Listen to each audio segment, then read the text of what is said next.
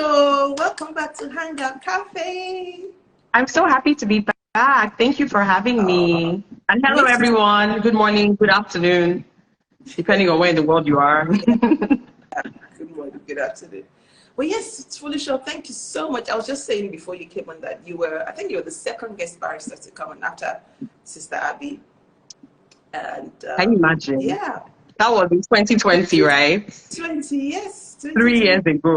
Can you imagine how time flies? You know, Hangout Cafe will be 3 years in 2 weeks, 13th of September. This next week, Thursday. Amazing. Thank God. Thank God.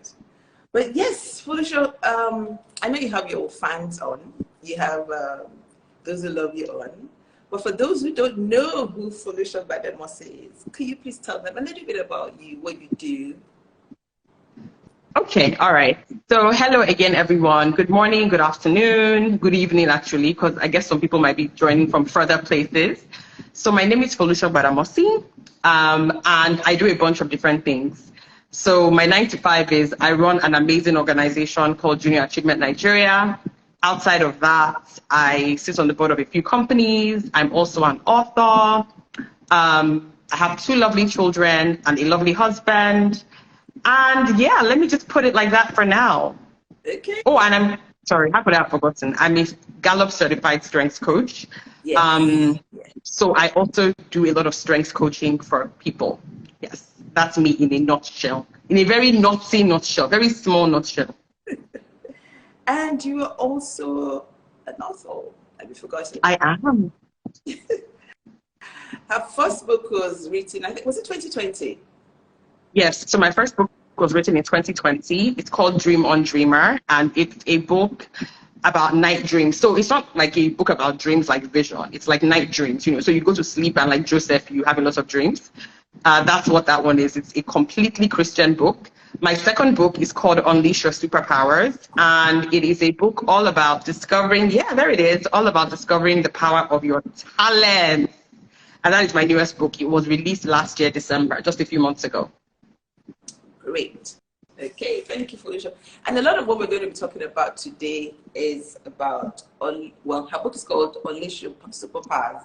But we're going to be talking about you and your superpowers. Felicia, a lot of us don't know that we have superpowers. But you discovered this a few years ago, I believe. So tell us about your journey to discovering your superpower. But what exactly is this superpower that we're talking about anyway? What is it? Okay, let me start from there, right? So when I talk about your superpowers, I'm talking about your strengths. And what are your strengths, right? Your strengths are your talents. So your strengths start with your talents. Right. Now, let me start defining it from that point on. So what are your talents, right? Your talents are those things that you were given to freely by God. So you cannot suddenly desire a new talent. You can't suddenly wake up and say, hey, I want to be as talented as Mr. A, B, or C in this area and suddenly just get that. No, they are already inside of all of us. For many of us, our talents actually lie dormant because we haven't quite discovered them. Now, when you begin to be intentional about discovering your talents and you then, you're just very intentional. So you're using them every day, you're reading up on them, you're learning more about them. You then begin to get to the place where you are developing them. When you develop them and you deploy them, you then take them to a place of strength. So active use, active development of your talents, take them to a place of strength. When you get to that place of strength, that is when it is a superpower. Because honestly, you are then just on a whole nother level with your talent. So that is what it is in a nutshell. Now, as far as my personal journey to discovering mine, and I write quite a bit about this in the book. It really started from a place of restlessness, where I felt like there has to be more to life than this. Life was not bad. Yes. Do you understand? But it just felt like there had to be more. Because you were doing well. You had a good job. You had a husband. You were married. You had a child, I believe. Yes, I had my first daughter already. Life was, good. But then I felt really restless, and it came from inside. So, there's a way that you have a level of restlessness that is very difficult for you to even describe to people, right? Because nobody really understands it, especially if you're from our cultural context, where everybody expects that, you know, because you're a woman, once you're married and you have, you know, a child and you're working, like, what's your problem? Like, is that not all that God made you to be? Like, what are you looking for? You know, like, why are you greedy? You know, so I remember just feeling very restless and not being able to articulate the restlessness. Now, through a long journey and a lot of divine moments with God, it was very obvious to me that a major reason why I was so restless was because I was not living fully in the power of the talents that God has given to me, right? Now, the thing about your talents is that they are so innate to you that sometimes you are doing things with your talents and you don't even realize that it's a thing. So many of us think that our talents are normal, like, oh, everybody else can do that, right? Like, we don't see them as anything special. And so there were many things that I was already doing, but I didn't see them as talents. And so I went on this whole journey, started with harassing my loved ones, from my husband to my friends to my colleagues. What do you guys think I'm good at? Because I was like, everybody around me seems to have talents except for me. Then went into that. You know how you can be when you feel like, oh, it's just you. Yeah. It's bizarre, but sometimes we get into those very strange moments where I'm sure God is looking at us like, this child of mine. But anyway, so I then began to intentionally, you know, ask people questions. I started taking assessments. I mean, I went down the rabbit hole of assessments. And when I say I went down the rabbit hole, I really did. You know, I did all kinds of assessments. And the assessments helped me in the sense that they were able to help me articulate things about myself that, you know, I couldn't have articulated on my own, or things that I didn't even think were a thing. You know what I mean? It was like, hey, is that really a thing? You know, so through all of that discovery, and then eventually a few years after that, doing this Clinton Strengths Assessment, which was just completely liberating. I think it was the icing on the cake for me, made me realize that, you know what, all of us, the people that we love, people that we hate, everybody has talent in them. The challenge is that many of us are living beneath our potential because we are not even conscious of what those talents are. Now, the thing about your talents is that nobody's going to help you discover them, right? So a few people have been fortunate, maybe like parents, teachers, loved ones have helped them, give them idea of, okay, it looks like you have a talent in this and that. Yeah. But a lot of your talent discovery is actually up to you as a person. Let me stop there for now because I have a lot more to say, but I'll keep talking. Okay, yes. I'll keep rambling. So I was going to say some of these talents that you had that you were not, well, you thought you did, or you thought you didn't have, but you had. Like what? Give us an example. Some of them. Okay, so I'll tell you a major one is my positivity, right? So ever since I was a child, I have been an extremely positive person. Okay. I'm the kind of person that I rarely see the glass. In fact, not even really. I never see the glass as half empty. I always see the glass as half full. And I remember as a child, my mom used to be so confused because, you know, sometimes I would, you know, come back from school at the end of term and my report card might not have been so great. Right. You know, maybe I had a few A's, I had a bunch of C's. And my mom would be looking at me like, why are you smiling? Like, because you know how normally, like children, when you know that your report card is not great, you know, you like have a certain aura about you where you are afraid going before your parents with that dreaded sheet of paper, you know? But I would just be smiling. My mom would be looking at me like, what? Like, why are you smiling? You know? Amongst so many other examples that I can tell you. I mean, I remember there was a family member once that used to say to me, why are you just always so happy? Like, you're just always so happy, like no matter what is going on. So in retrospect, all of those things were how God wired me, just to be extremely positive. Now, you might ask, okay, how is positivity a talent? I didn't think that it was a talent until I went deeper into it, started to discover it more, did a lot of research, and I realized that it's actually a great talent. So for instance, in the workplace, having positivity as a talent is really amazing because it helps you get a lot of work done. First of all, you are able to rally up the troops, right? So positivity as a talent helps you get people going. Even in the midst of the worst, you know, financial crisis, chaos, madness, you are able to use it to just get people to understand, listen, this is what we're doing, this is how we're going to do it. You might not have all of the steps in between, but you're able to then get people that maybe don't have positivity as a talent, but maybe have other talents where they can actually get the job done. You're able to motivate them, empower them, and get them moving, right? That's one major thing. There's a bunch of other things as well that it has done in my life. I mean, I remember during the thick of the COVID-19 pandemic, in fact, my positivity was on fire, you know, because honestly speaking, like, no matter what happened, and a lot of horrible things happened. I mean, you remember, I mean, so many horrible things, even myself being sick, which I'm sure that you recall as well. I mean, I got really, really sick with COVID. It was like literally like a life or death thing. Yes. But I'll tell you how my positivity really, really helped me throughout that whole entire period. And so for me, when I realized about these talents is that we've all been taught that talents are like obvious, right? So if you cannot see it, like you cannot see it in maybe how somebody draws, how somebody runs, you know, how quickly somebody is able to solve a math problem, how they sing, how they dance. Yeah. You assume that you don't have any talent. However, majority of talents are not obvious to the natural eye, right? So it's really about you being intentional enough when you discover your talents to start to deploy them in such a way that, you know, you are being productive with it. And people are beginning to see, oh, wow, okay, this is what he or she is really, really good at. Okay, someone just, you know, when you were talking, you said you're not just going to develop a new talent, that your talent is in it, it's already. Now, someone just asked a question, I guess, based on what you just said. She said, can you train your mind to be positive at all times? Okay, great, fantastic question. So there's a difference between a skill and a talent, right? Okay. So skills you can acquire. We can acquire skills in many, many, many different things. A talent you cannot acquire. Now, according to Gallup, the definition of positivity as a talent is what I'm speaking about, you know, as one of my top talents. Now, can you train yourself to be more positive-minded? Can you train yourself to not always focus on the negative? Can you train yourself to try to always find that silver lining in the cloud? Absolutely. Okay. But if it doesn't come innately to you, then you have to train yourself to do it, right? There's people that these things come innately to.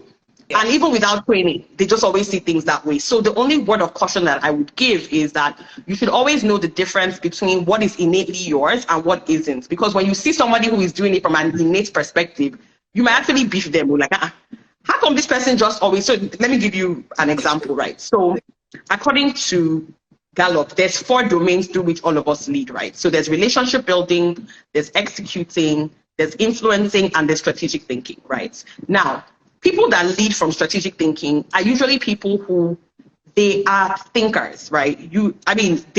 They prefer to think through things before giving solutions. So like, for instance, you know, you are in a meeting, whether it's in church or it's at work or with your family, they are the ones that usually take their time to speak because that's how they're wired. They think through things. They analyze, they try to get sometimes even like evidence in their mind, you know what I mean? Because that's how they're wired. Yeah. Now, does this mean that me, Foluso, who is not highly talented in strategic thinking, I cannot strategically think? No, it doesn't mean that. No. What it just means is that the way that I do it is quite different probably from how they do it. And my own natural inclination, when a question is asked, my natural inclination is to just answer first. Right? Whereas somebody else in that meeting, their natural inclination is not to answer first. It's to be silent and really, really think it through. Exactly. Now, I have trained myself in a lot of situations to be quiet. But that's not my natural self. Okay. Do you understand? My natural self is to give a response and all of that. But I trained myself to just look. Do you understand what I mean? So that is the difference between, you know, these things being innately yours as a talent, how God made you, how you're wired, and you perhaps having to learn it as a skill. I see. Okay. Thank you so much. That's good. Now, in your book, you said something. You said I think you probably mentioned it there. You said most of us believe that our talents must be extraordinary because they come easily to us. But we fail to realize how much better we are than things that most people around us recognize how much better we are at these things than many people around us. And I guess it's probably the way we were brought up. So absolutely, if those talents are not so obvious, you know, I don't know whether maybe cooking for someone might be, oh, she's a good cook. It has to be obvious, you know, with the kind of background that we have. But what you're saying is that no, there's some talents that are not as obvious to the eye, right? Absolutely. Absolutely. I mean, there's so many talents that are not obvious to the eye. And I think that's also why many of us, you know, just don't think that they're talents. Because in our minds, they have to be something that is super, like, obvious to everybody. Like, when I do it, you know, it's clear that I'm talented at this thing, whereas a lot of them are inside of us and not that obvious to the eye. So I'll give you an example kind of based off of what you were just saying about, these things that we just do better than other people. Every single person has things that they do better than other people, from a child to an adult. And like I said, that very first step is to discover. So if I use an example of Oprah Winfrey, who is always such a great example because of her life story, right? So Oprah Winfrey, I mean, many of us probably have heard her story or not, but she grew up in extremely humble background. I mean, she was a child, who was abandoned and all of that horrible stuff. She went through a lot of abuse as a child. But one thing that you would see from her story is that even she identified is that from when she was a little girl, people had identified her as somebody that liked to talk, somebody that liked to preach, in quotes. Yeah. She would take a hairbrush, and be talking to dolls. When she went to church, she would be doing these things that made it obvious that, okay, this girl has something inside of her. Now, she was probably just doing those things like a lot of children do, and nobody really thought anything major of it. But when she started her career, she started newscasting, right? Now, as a newscaster, she was a disaster. Why? Because she's very high in empathy, which is another talent according to Gallup. She's really high in empathy, and she literally sees a tragedy happen on the news, and she drops every single thing that she's doing and wants to go and help those people. There's a fire in Chicago somewhere, and her heart is so torn, and she's so sad by what has happened. She's going to her apartment and grabbing blankets and giving it to the people, which obviously does not work as a newscaster, because as a newscaster, you have to be able to detach yourself from what you're saying, right? But guess what? Oprah's talent of empathy and communication are excellent for what she ended up becoming so famous for, which was her talk show.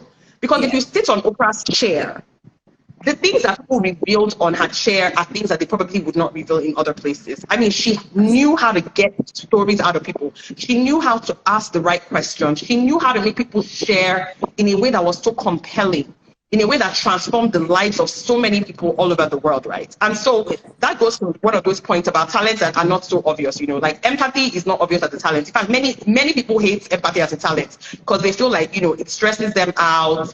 It makes them take Panadol for other people's headache, like we like to see in Nigeria, right? But look at how somebody like Oprah was able to channel that positively. So once again, with our talents, we have to learn how to manage them, right? So there's nothing that we have been given by God freely that we don't have to learn how to manage. Even good things can go bad if they are not managed properly. So it's about being able to manage, for instance, the empathy talents in a way that is productive, and knowing when to turn it up and knowing when to turn it down, and not being obsessed with weaknesses, because that's something else that we are obsessed with, especially in this part of the world.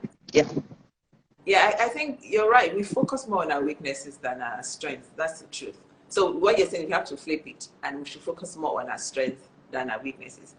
And manage our weaknesses. Yes. Sorry, and manage our weaknesses.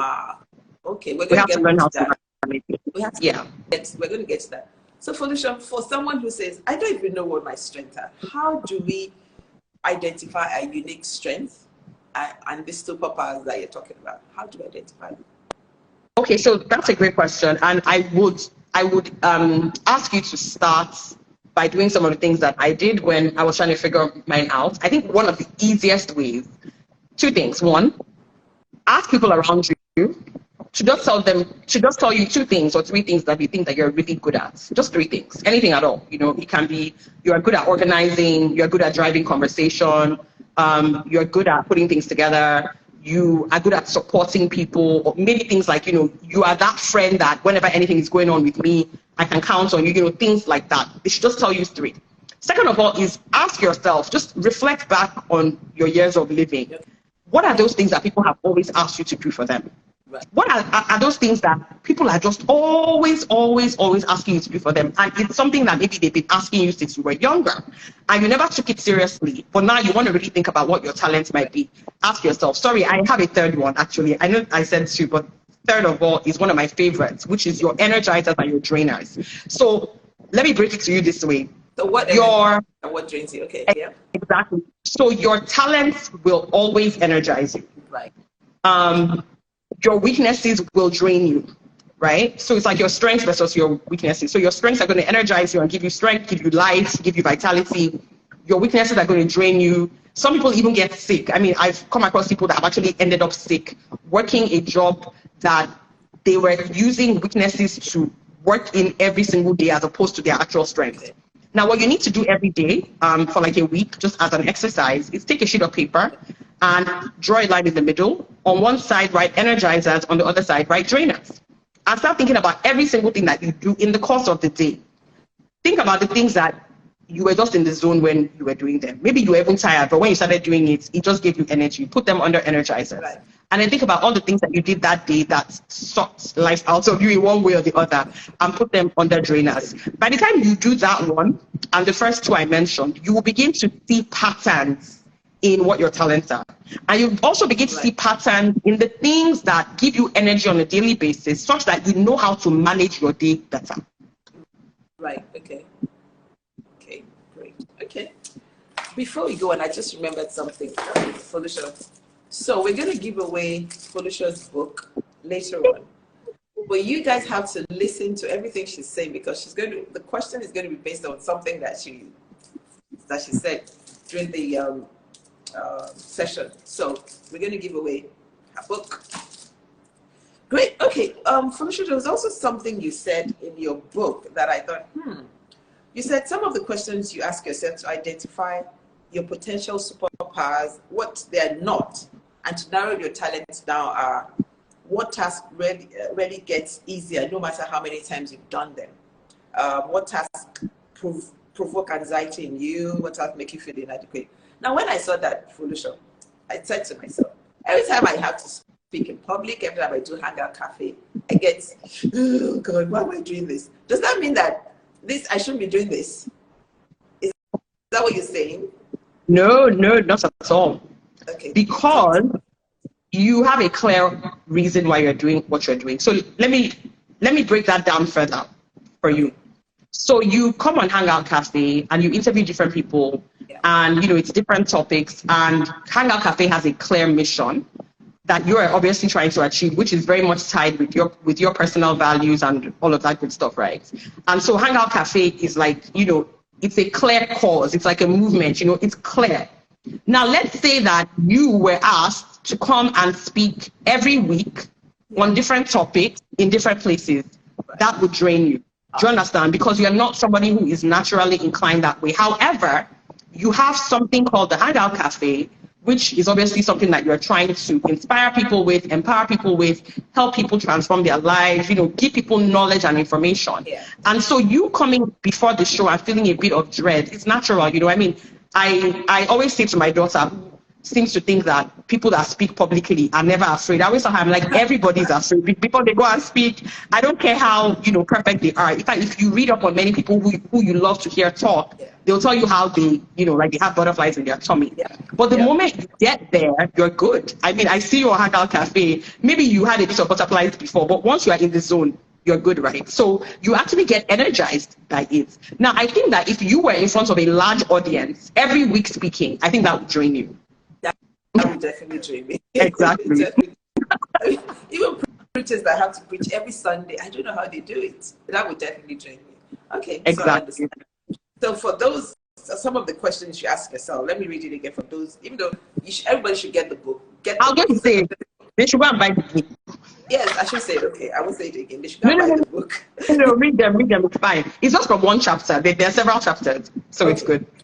So, Foluso, there's some question you can ask yourself to identify what your potential superpowers are not, and narrow your talent down are what tasks really get easier no matter how many times you've done them, what tasks provoke anxiety in you, what tasks make you feel inadequate, what tasks do you put off until they are unavoidable?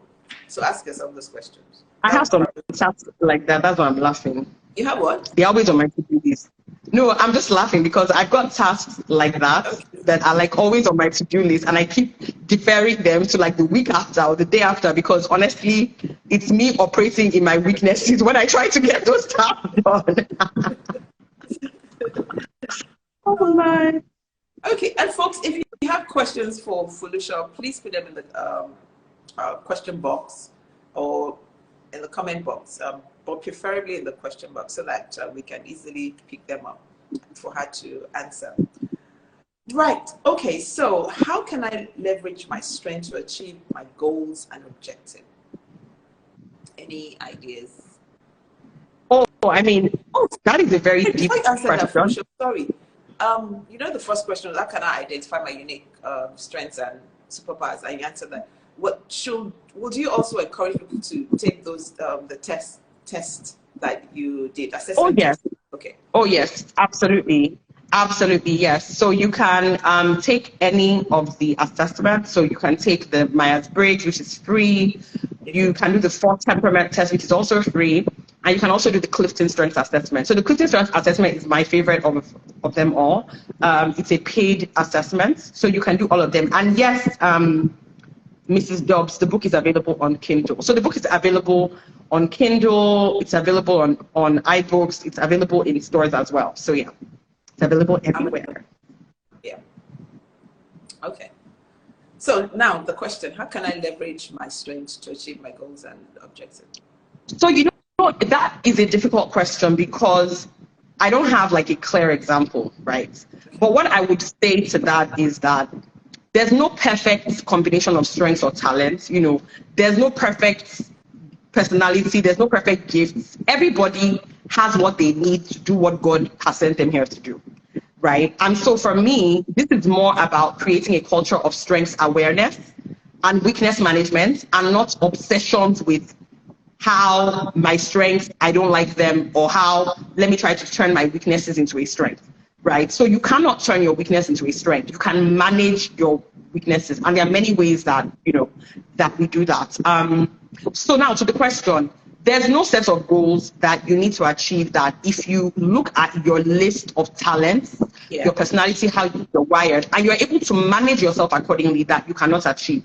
Now, even if you need to achieve some goals that are outside of maybe what you consider to be like your zone, like your strength zone and all of that, it then gets to the point of, okay, how are you able to achieve them outside of yourself? You know, leverage the strengths of others, right? Because remember also that we were made to live in community. We weren't made to, you know, kind of live as isolated people, you know, just doing my thing, thinking that I'm perfect and I'm able to do bad all by myself. And, you know, all of these things that I kind of hear people saying a lot now about, oh, you know, I can do everything on my own. You can't.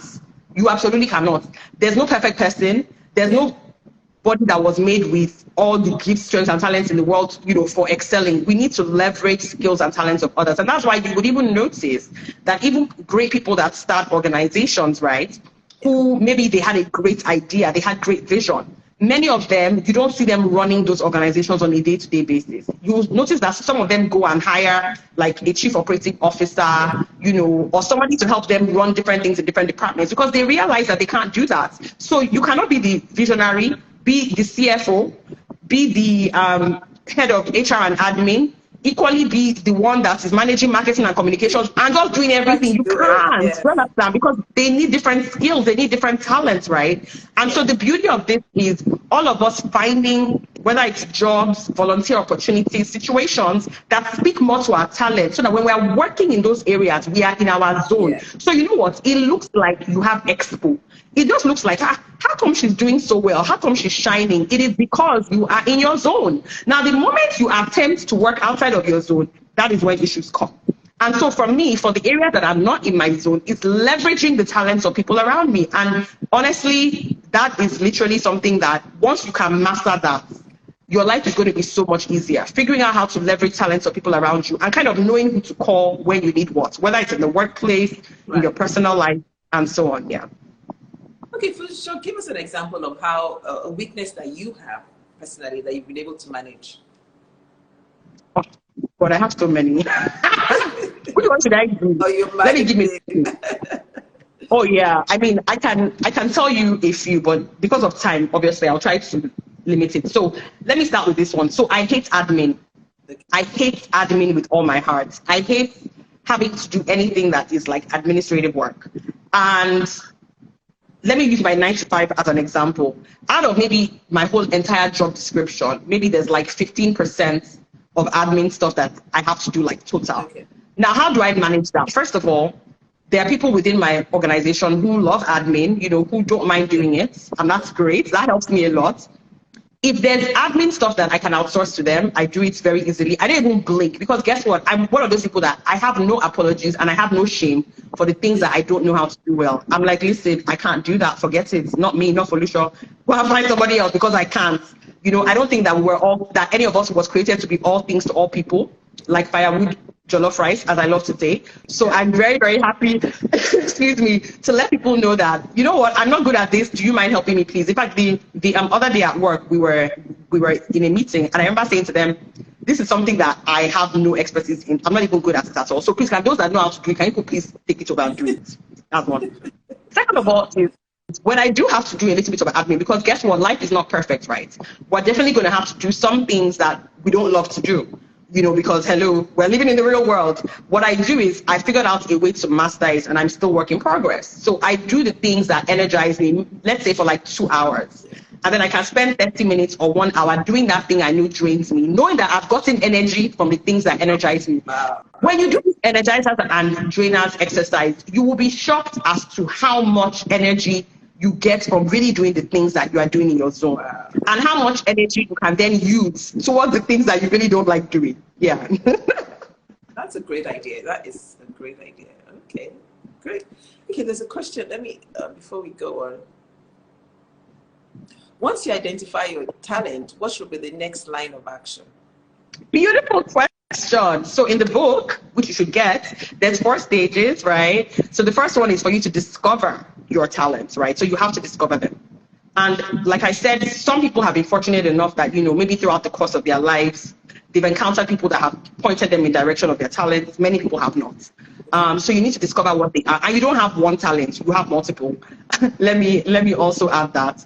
Second of all, after you discover, is begin to deploy. Stop you there. You just said something. You don't have one talent, you have multiple. But sometimes you hear people, especially like coaches and stuff, say, oh, you focus on one area.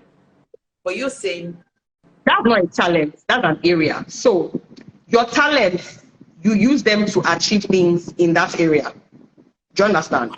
Okay. So yes. Okay. So Oprah Winfrey has focused on media. Yeah. Right? And she has multiple talents that she's using within media. Right. She's not doing media and marketing and finance. Do you understand? She's the queen of media. We know her as the queen of media. But within that media, she's not using one talent or 2 talents. She's using multiple talents to achieve it. I mean, Oprah is very high in empathy, like we said earlier. You can see it from how she interviews people on her talk shows. Even now, some of her Netflix interviews, I mean, they're just so deep. She's getting things out of people in a way that I'm just like, wow, this is amazing. She started that, she supports an orphanage as well. Obviously, all of this comes from her empathy, her heart of people. You understand? Her heart for people, sorry. Oprah is also very, very high in communication. She knows how to tell a story. You know, she knows how to talk really, really well. I dare say that she's very high in focus as well. If I'm looking at the list of Clifton Strengths talents, you know, she's very high in focus. She's the kind of person that clearly, when she focuses on what she wants to get done, she gets it done. And you can kind of see that just from her life story and how things went. Now, I've already mentioned 3 things that she's talented in, and that's all within media. And I'm sure that she has a lot more. So the point here is that you are not supposed to just listen. Jack of all trades, master of none is very, very different from what we're talking about here, right? In the sense that you do use multiple talents to achieve a goal, whether it's in your business, in your career, and so on and so forth. Okay. All right. Yeah.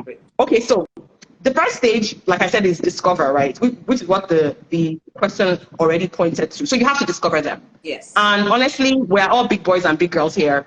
You know, you need to discover it yourself. Some people might have helped you by, you know, kind of pointing you in directions towards figuring out what some of your talents are. But the truth is that for many, many people, you do have to do that work yourself. All right. That's number 1. Number 2 is you begin to use it. Deploy. Now, with deploy, you are probably already using some of your talents. You just don't recognize them as talents. You have seen them finish. You are thinking that everybody else does that thing. How is it a big deal? Like, how is that even a thing, right? So you begin to use it actively when you discover that, okay, this is actually a talent of mine. After you deploy, then you also develop. So deploy and develop for me come hand in hand, depending on what stage you're in. Developing is when you are maximizing by going on trainings, you are doing research about the talent, you are reading up things, figuring out how to get that talent to a place of strength, like I said earlier. And then the last one, number 4, is dominate. Now, when you're in the dominate zone, you have mastered your talents, like Oprah, right? You've mastered them to the point that even when you're sleeping, if they wake you up and say, come and do this thing, you're like, yep, and you do it excellently well. Or when people think about you, they think about that thing. Yes, so you are top of mind when it comes to, whether it's that field, that business, or whatever it is. Yeah. Thank you so much. Sorry, just to even add, even within your organizations, because this is important because of those that are on this call, there are many things in your workplace right now, or if you're running a business, or even within your family, that if you think about it, somebody comes to your mind first. Maybe if there's a family event to organize, there's somebody in your family that comes to your mind first. When you're at work and you're trying to plan maybe like a bonding event, somebody at work comes to your mind first. When you're thinking about how to make sense of these financials, somebody comes to your mind first. Those are the things I mean by you suddenly, have these people that are coming to you. It's because they are on that pathway towards, towards strength, towards domination, towards superpowers. Great. Folks, if you've got more questions for Foluso, put the questions, please, in the question box. Foluso, you're Christian, and I'm a Christian. Do you find that Christians are more laid back in terms of developing their skills, their strengths? Because if God wants me to have it, then, because I was reading your book yesterday, and the thought just crossed my mind that, I suspect that Christian folks, they're more, please, if it's God's will, more like if it's God's will, then it will happen. Yeah.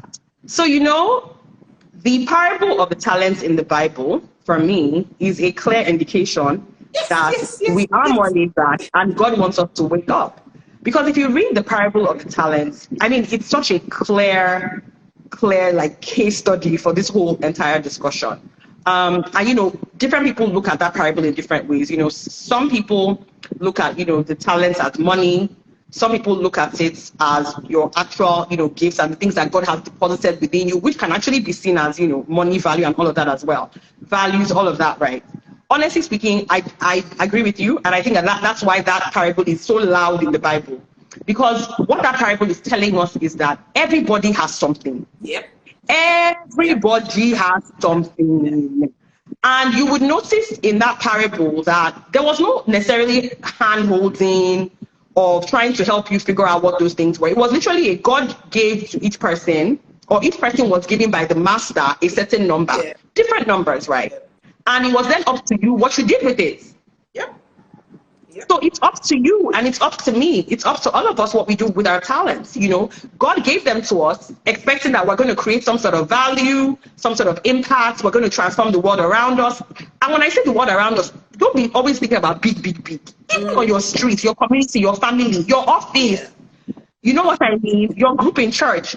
These things start from little places, So definitely I agree. And I think that we should all go back and read the parable of the talents, because what we don't want to do is be the servant who God is like, so you did nothing with my money. So you hid it. And guess what? Many of us are bearing our talents. That's what we're doing. We're bearing them.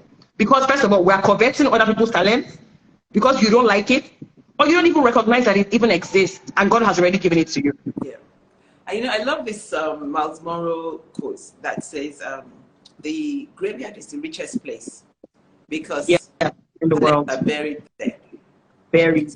We need to use absolutely. Yeah, use that again. There's something crossed my mind and it's gone. But anyway, so please, like Felicia said, let's go and read the parable.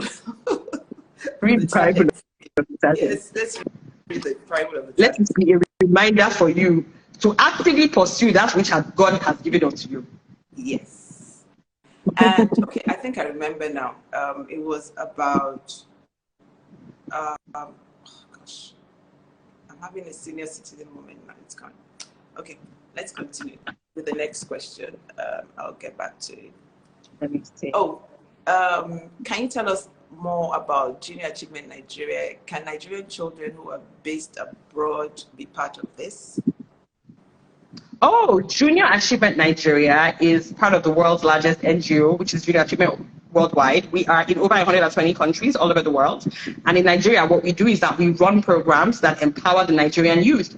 So we run programs all over the country, and these programs are focused on financial literacy, digital literacy, work readiness, and entrepreneurship. And these programs are really to be like a bridge between like the classroom and the real world, right?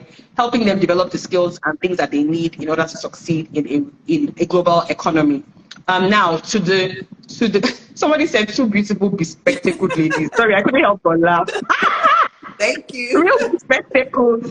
Oh my gosh, thank you for your kind compliment. So there will be junior achievement in whatever country you live in for sure. So what I would advise is just Googling it and finding out about the one in your community, and then you can send them a message and see how your child can be a part of their programs.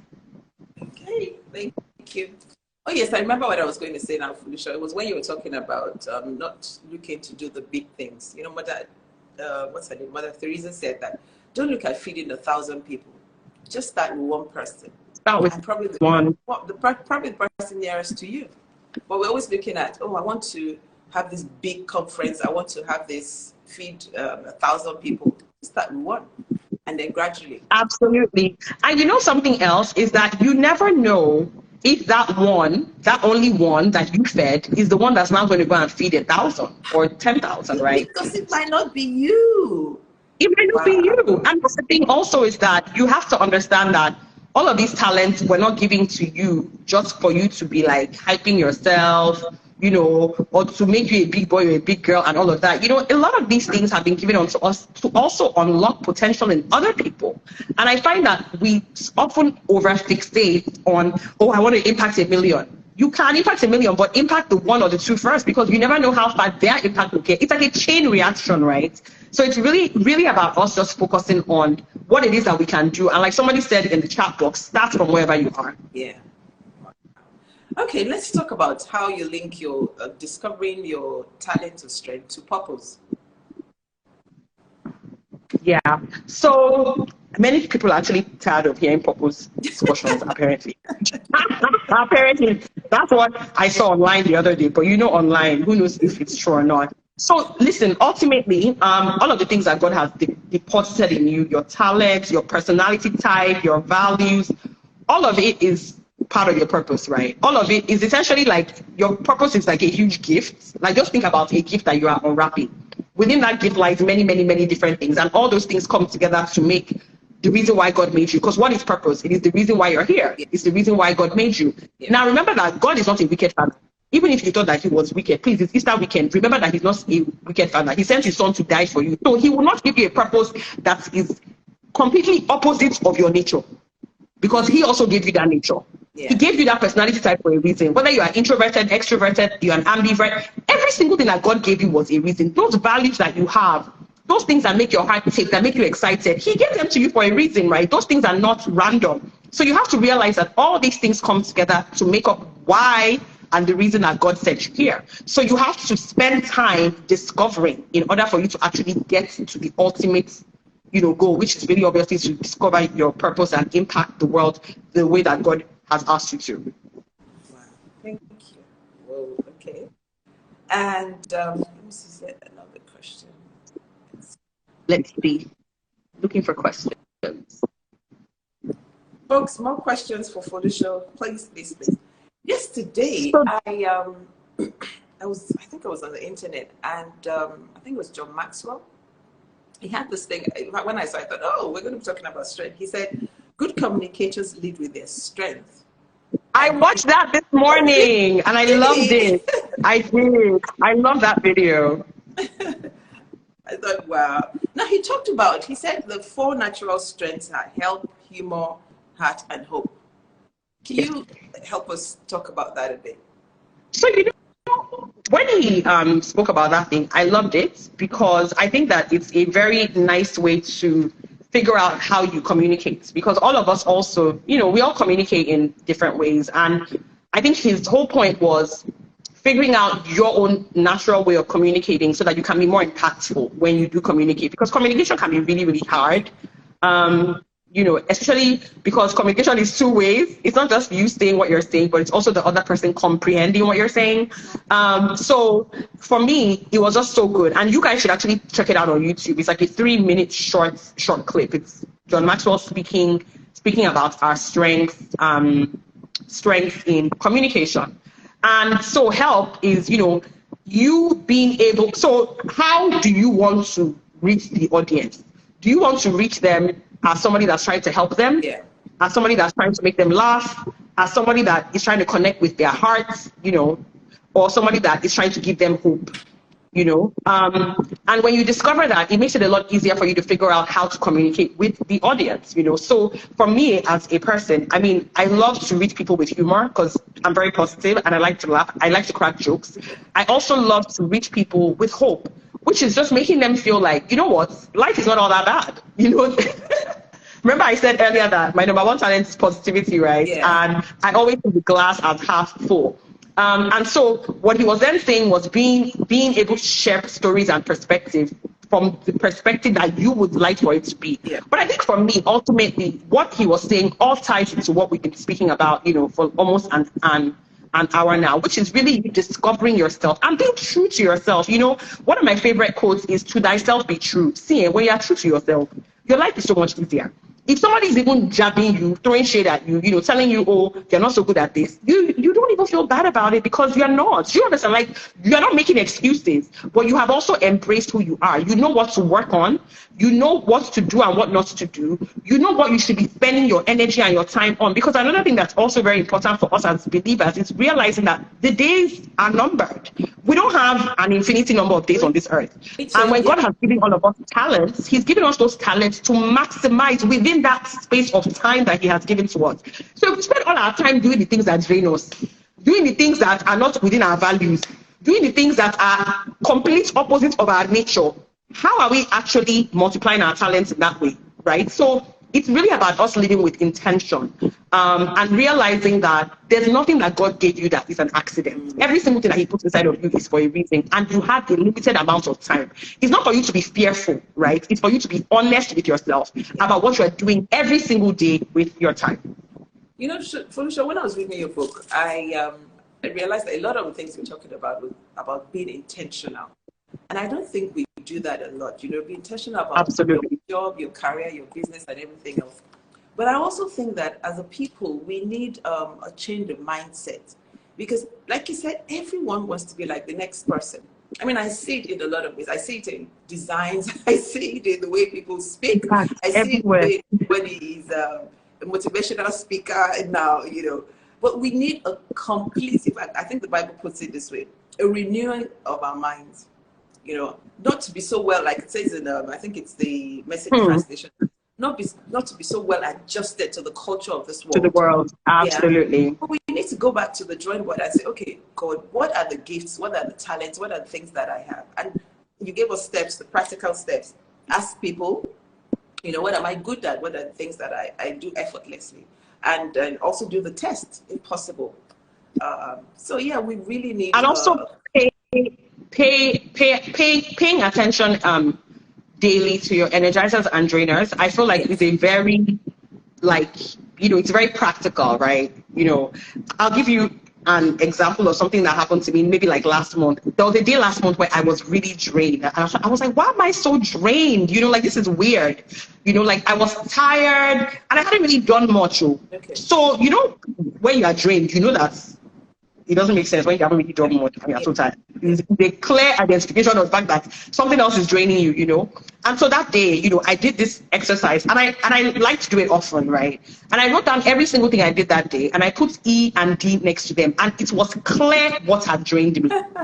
It was so clear what had drained me was some activity that I had gotten involved in during the day. And I was just like, Foluso, sister girl, don't do this again.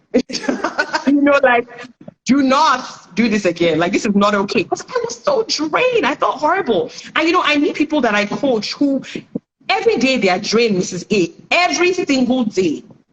And the reason they are drained every single day is because they are working in a job that if they were to put their list of tasks every day, they have over 80% of drainers on their list.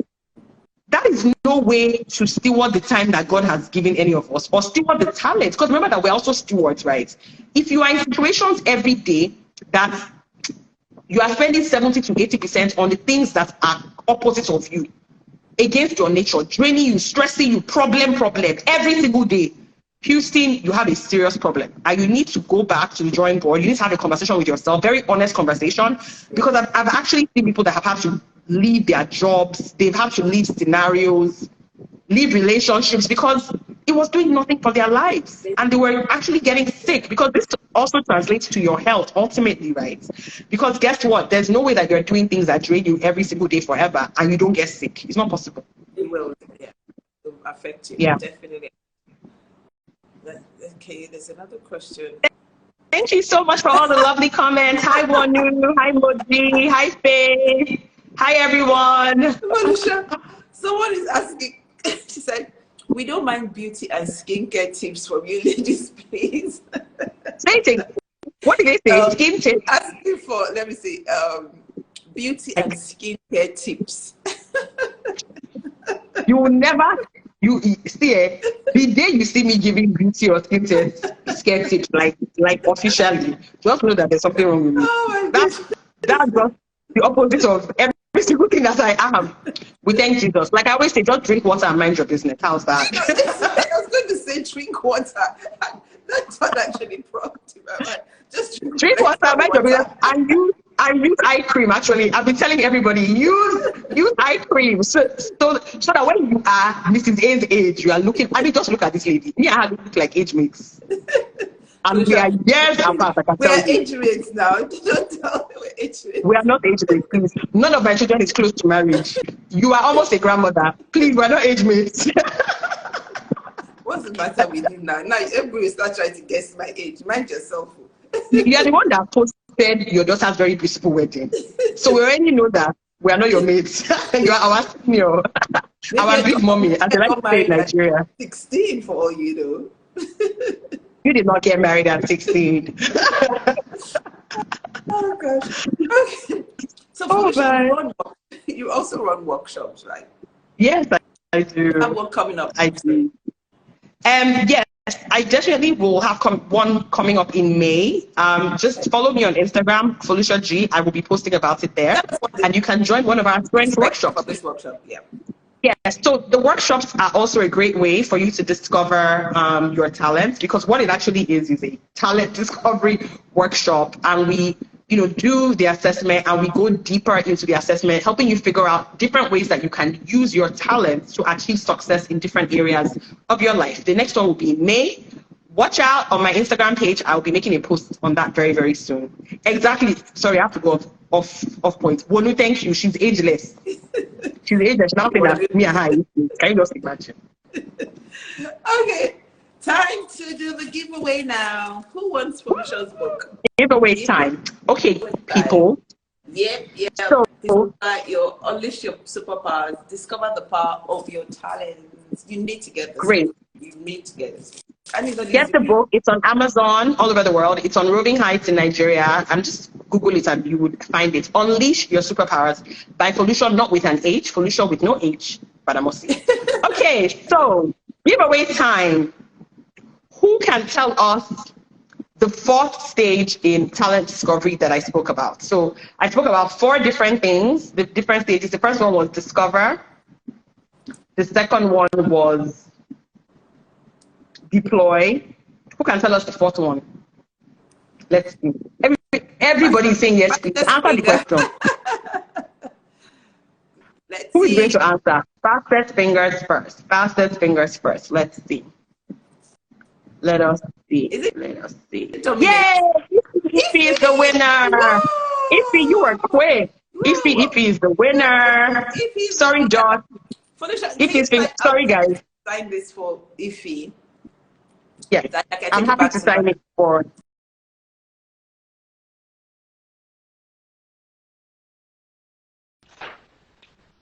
Hello, I think it's got this. Sorry, your internet is misbehaving. Sorry, internet is misbehaving. Okay, yeah. Okay, so I'm getting to sign for Ep3. Yay! And folks, I will do that very, very happily. Thank you. Copy. Send me a DM. Since I'm here, I cannot hear anything. Sure to sign some copies for you if you want, but you need to buy it. Where would they get it from? We'll figure out that. But send me a DM to let me know if you want a signed copy from Foluso. I think the internet is messing up again. Now I'm not sure if it's my end or from Foluso's end.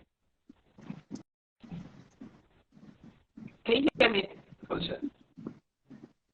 It is going in and out. Okay, now I can. Yep, now it's perfectly fine. Okay. Was that from my end? I have no idea. I don't know whose end it was from. Okay. But I guess this is the time to round up. And Foluso, thank you so much. You've been absolutely amazing as usual. Thanks for having me. And as always, if you've got more questions for Foluso, send a DM, or actually, preferably, go for the workshop. Actually, Foluso, can we join online? Oh yes, so the workshop is virtual. Oh, it's virtual. In fact, I think I'm going to join the next one too. Yeah. Because I don't know if I'm going to join the next one. I will. So it's a fully virtual workshop. So looking forward to having you all, and I will post the date as soon as possible. Please do. So folks, let's appreciate our darling Foluso. Thank you so much. Thanks everyone. Thank you so much. I had a great time. Thanks, Mrs. A. Love you. Love you lot. See you soon. Bye. Bye.